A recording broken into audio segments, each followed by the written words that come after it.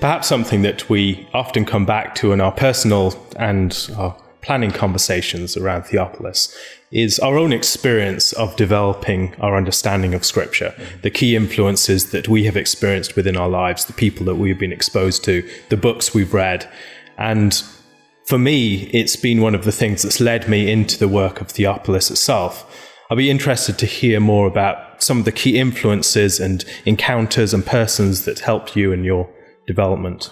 Well, I often jokingly say that I don't know anything about the Bible or about theology that I didn't learn from Jim Jordan. And it's really too close to the truth to be fully a joke. Jim's work has been formative in every way. I learned how to read the Bible deeply from Jim. Jim's interests shaped my interests and my theological agenda, if you will. And that started out as just reading Jim's early work when he was based in Tyler, Texas. And he was helping to run Geneva Divinity School and publishing a number of different newsletters. That turned into a personal relationship. Back in the early 80s, I made the trek from Atlanta to Tyler, Texas for a conference and met Jim for the first time. He generously gave me an hour of his time to sit down and interview him, and then seemed to be seeking me out during the conference in the breaks. After that conversation, he was coming and sitting down with me and chatting with me. And from that point, we stayed in touch. I started writing for his newsletters, and then when he moved to Florida at about the same time I moved to Birmingham, and we started doing conferences together. So there's a long-time personal relationship with him, and no one has influenced my thinking or my imagination as much as Jim has. For 30-some years, I've been listening to him teach, and I don't think I ever hear him talk about the Bible without learning something fresh, without hearing him say something that I hadn't thought of, or if I had thought of it, it was because he told me before and I'd forgotten. In my own experience, I would say it's very similar. My first encounter with Jordan's work was a serendipitous discovery of a book on my father's shelves, and reading through New Eyes originally was something that I found quite disorienting. It wasn't what I was expecting, and I put the book down, but later returned to it. And that experience of reading someone who's not just telling you how to interpret a particular set of biblical passages, but giving you the tools to read the Bible yourself on a deeper level, that's always been the thing that his work has given me. And for me, the development was very much about serendipitous encounters through the internet, enabling me to connect with groups of people I never would have had access to in my local context. Email discussion lists, blogging circles, fora, these sorts of things, which proved far more formative for my theological development than my actual formal education. Mm-hmm. And I think you probably have a similar experience on that front. That's true. I had met Jim before he went to seminary at Westminster Seminary. I had known him for a couple of years and had been reading his early work very carefully and being reshaped by it. So at the time I got to seminary, I had very much a Jordanesque outlook. I learned a lot at seminary. I don't disparage it at all. It was not only an enriching intellectual experience, but it was an enriching personal, spiritual experience for me. Surprisingly, I was told to expect otherwise at seminary, but it was a very rich several years. But I definitely came in with a particular angle on things, and things I learned there were fit into the forming understanding of Scripture that Jim had launched me on. In my own experience, I thoroughly enjoyed formal and theological education, but yet there are certain things that you realize once you've been exposed to the sort of work that Jordan opens up that it has not given you. Training in liturgy, particularly. It was one area that I was largely ignorant about, save for the sources and the works and the areas of study that he exposed me to.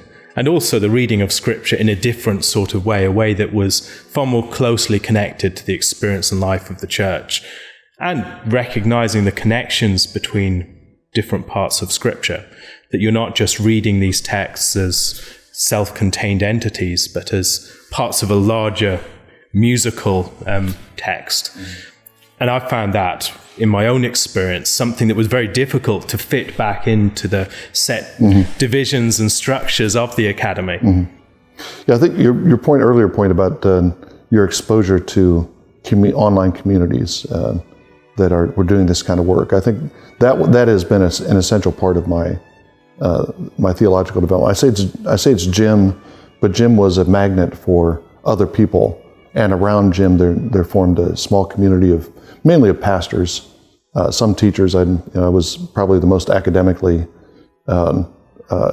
vocationally academic of the group that was around that. But it really did form a community with 2 decades of internal conversation within that group. We had an annual conference, but the conference was basically updating each other on what we had been thinking about and studying for the past year. And I think that's definitely an essential part of what my friendship with Jim and the influence Jim had on me. That group is an essential part of it. Now that's part of what we hope to do at Theopolis. We want to produce material that helps people understand the Bible more deeply. We want to produce videos and books and blog posts to help people understand the Bible better. But that has to come out of a community of Bible readers who are in conversation with each other over time. And without that, you really you can't get the kind of experience that you're describing. And looking back on our own experience and thinking about other people at this moment in time who are at a similar stage as we were back then, I think the recognition that we depended a lot upon serendipitous encounters, upon fortunate and, I believe, providential communities that came around us and connected us to different things. And in the work of Theopolis, I think we want to give more thought to how to do that in a way that does not depend so much upon serendipity, but brings people into a world of biblical and liturgical exploration that they would not be exposed to otherwise, that really complements their academic training or their training in a seminary setting, and gives them certain tools that maybe they can bring back to that and enrich what they're doing. Mm-hmm. And that is happening in Theopolis in a variety of ways. I have to confess that was not part of my original plan or thinking about Theopolis. I thought we'd gather students here and Jim Jordan and I would unload on them and they'd get all kinds of new ideas. And it turned out that the students would come, they would sit there very attentively and learn a lot, but then they would talk to each other when we weren't talking to them. That wasn't planned, that wasn't part of the plan, but they're having conversations, they're developing friendships, and I realized after a couple of classes, I was a slow learner, but I realized at a couple of classes, that was as important as what we were doing in the classroom. That network that was developing among the students that gets carried on past the class period. Something we need to put, you're right, we need to put more thought into and develop structures that enable students to do that. But I'm thankful to say that in spite of my failure to build that in, it happened anyway, and it's been one of the blessings of Theopolis. And it's exciting to see, looking towards the future, the different ways in which these things are already expanding, and whether it's local networks, regional groups that are in connection with each other, the people that come to Theopolis intensives and then go out into their churches and communities and give back some of the things that they've gained from that context. It often feels like casting a lot of bread on the waters, but you are seeing already things returning. Yeah.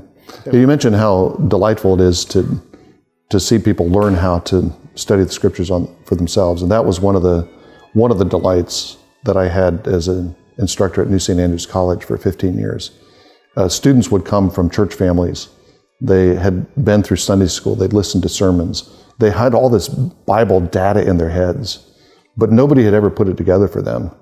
And then watching how those little bits of data were suddenly forming patterns in their minds was a huge delight to teach. And that's again continued in Theopolis as people have been brought into this way of reading Scripture.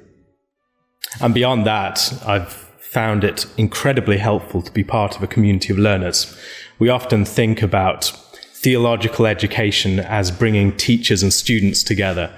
But yet there's something about being part of a community of lifelong learners, that the teaching is, in some sense, an intensification of the learning process for ourselves, that we're bringing out things that we've learned, and then we're expanding our learning experience as we are looking deeper into issues that we've been exploring before.